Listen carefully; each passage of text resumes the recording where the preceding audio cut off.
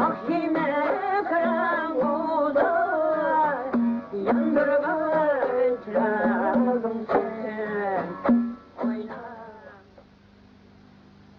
Bütün dünya Türklüğünün ana vatanı Doğu Türkistan, Türk tarihinin, Türk devletlerinin, Türk sanatının, topyekün Türk kültür varlığının beşiği, Türk İslam tefekkürünün başlangıç noktası ve merkezidir. Yeraltı ve yerüstü zenginlikleriyle de eşsiz varlıklara sahip bulunan 1.828.418 kilometre karelik uçsuz bucaksız bu anavatan parçası maalesef ezeli düşmanımız Çin'in esareti altına düşmüş, 2 asırdan beri hilekar Çin'in esareti altında inlemektedir. 36 seneden beri de Çin işkencelerine komünizmin zulümleri eklenerek Doğu Türkistan Türk'ünün hayatı cehenneme çevrilmiştir. Akıl almaz zulüm ve işkencelere rağmen Doğu Türkistan Türklüğünden, Müslümanlığından ve milli şuurundan koparılamamıştır. Bir taraftan Çin'in ananevi asimile politikası, diğer taraftan komünizmin imansız baskısı, Türklüğün bu mukaddes anavatanını işgal edebilmiş, fakat Müslüman Türk'ün imanını ve maneviyatını teslim alamamıştır. Bu video bandında seyredeceğiniz oyunlar ve dinleyeceğiniz şarkılar, Doğu Türkistan Türk'ünün milli folklor hayatından sadece küçük bir kesittir. Bu band, 1947 yılında Doğu Türkistan'ın mücahit lideri İsa Alptekin tarafından Doğu Türkistan'da kurulan folklor ekibinin gösterilerini ihtiva etmektedir. Banttaki diğer görüntüler, 1933 yılında kurulup Ruslar ve Çinlilerin müşterek gayretleriyle yıkılan Şarkı Türkistan Cumhuriyeti'nin 50. yılını anmak maksadıyla 1983 yılında İstanbul'da Doğu Türkistan Neşriyat Merkezi'nde yapılan bir toplantıyı aksettirmektedir.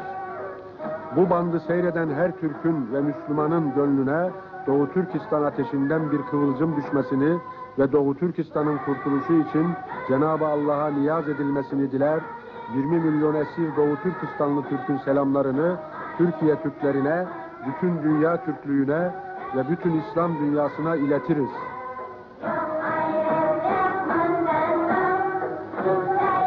Bütün dünya Türklerinin ana vatani bolgan Şarkı Türkistan, Türk tarihinin, Türk devletlerinin, Türk sanatının, Türk İslam tefekkürünün, umumen Türk İslam medeniyeti, mevcudiyetinin beşigi ve başlangıç noktasıdır. Yer astı ve yer üstü baylıkları bilen mu, tengdaşsız imkanlarga sahip bolgan 1.828.418 kvadrat kilometrelik çeksiz payansız bu mekan, efsos ki Xitay istilasıga duçar bolup, 2 asırdan buyan hilekar Xitay zulmü astida ahı feryat çekmektedir. Endi 36 yıldan beri Xitay azaplarıga komünizm zulmü koşulup, Şarkı Türkistan Türklerinin hayatı bir cehennemge aylandı. Hıyallarga sığmaydıgan zulmü azaplarga karamay, Şarkı Türkistan Türkligidin, Müslümanlıgidin ve milli hisleridin mahrum kılınamadı. Bir taraftan Xitaylarının enevi asimilasyon siyaseti, yana bir taraftan komünizminin dinsizlik besimi, Türklüknün bu mukaddes ana vatanını işgal kıla algan bolsa mu, ama Müslüman Türklerinin imanı ve maneviyatını yok kılalmadı. Bu videonun intisinde körünediğin oyunlar ve anlanıdığın nakşılar 1947 yılı Şarkı Türkistan'ın Harmas rehberi İsa Alptekin'in gayreti bilen kurulgan sanat ömügi tarafından orunlangandır. Lentedeki başka görünüşler 1933 yılı kurulup Rus ve Xitay işbirliği bilen yıkıtılgan Şarkı Türkistan Cumhuriyeti'nin 50. yıllığı münasebeti bilen 1983 yılı İstanbul'da Şarkı Türkistan Neşriyat Merkezi'nde ötküzülgen bir meclisini eksettirdi.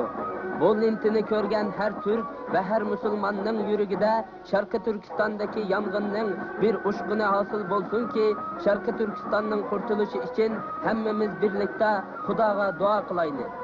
Şundakla 20 milyon esir Şarkı Türkistanlık Müslüman Türk'ün Türkiye Türkleri ve bütün dünya Türklerine ve Müslümanlarına salamlarını yollayınız. Bismillahirrahmanirrahim. İnne Türkistan-ı Şarkiyye el-vatan el-ummet el-unsur el-Türki fil alemi kulli هي المهد الأول لتاريخ الترك ودولهم وفنونهم وما لهم من تراث ثقافي، وهي أيضا نقطة الانطلاق للحضارة التركية الإسلامية. ومن المؤسف جدا أن هذا الجزء الكبير المترامي الأطراف من الوطن التركي البالغ مساحته نحو 1,228,418 كيلومتر مربع، والغني بثرواته الطبيعية، يئن منذ قرنين من الزمن تحت وطأة الاحتلال الصيني العدو التقليدي للأمة التركية منذ فجر التاريخ. والمأساة التي كان يعانيها شعب تركستان الشرقية من جراء هذا الاحتلال زادت شدة وضراوة منذ 36 عاما بانضمام المظالم الشيوعية إليها، وقلبت حياة هذا الشعب المسلم في عقر داره إلى جحيم لا يطاق. ورغم ما تعرض له هذا الشعب من أشد أنواع الظلم والاضطهاد، ظل متمسكا بإسلامه الحنيف وشعوره الوطني الجياش. والسياسة التصيينية التقليدية للصين والضغوط الإلحادية الشيوعية لها، وإن كانت قد نجحت في احتلال الوطن الأم للأمة التركية المسلمة، ولكنها أصيبت بفشل ذريع في محاولاتها الرامية إلى القضاء على معنوياتها وإيمانها بالله وحقها في الحرية والاستقلال. وما تشاهدونه في هذا الفيلم من ألعاب ورقصات، وما تستمعون إليه من أغنيات وأناشيد وطنية، إنما هو نذر يسير من خضم الفنون الشعبية التركية، وقد سجلته الفرقة الشعبية التي قام بتشكيلها الزعيم التركستاني الشرقي المجاهد الكبير عيسى ألتكن عام 1947 في تركستان الشرقية. والمشاهد الأخرى في هذا الفيلم تعكس الاجتماع الذي عقد في مركز النشر لتركستان الشرقية بإسطنبول عام 1983 بمناسبة الاحتفال بالذكرى 50 لجمهورية تركستان الشرقية التي كانت قد تأسست عام 1933 ثم انقرضت نتيجة جهود هدامة مشتركة للصينيين والروس. ونحن إذ نقدم إليكم هذا الفيلم نرجو أن تصيب شرارة من نار تركستان الشرقية قلب كل من شاهده من المسلمين الأتراك وغيرهم، لتثير الحمية الإسلامية فيه. كما نتضرع إلى الله العلي القدير بأن يكتب لنا النصر والتأييد في تحرير تركستان الشرقية من رقة الاحتلال الأجنبي الغاشم. وبالمناسبة نقدم للعالمين التركي والإسلامي تحيات شعبنا المسلم ومشاعره الودية والأخوية، والسلام عليكم ورحمة الله وبركاته.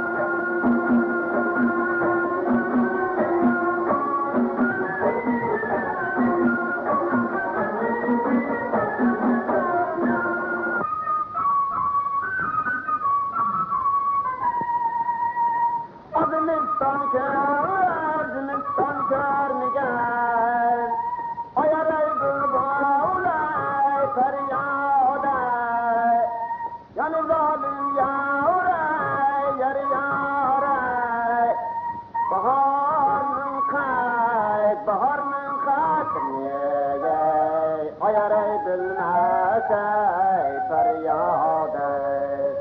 Bahar min khat niyet ayaray bilmesey feryade.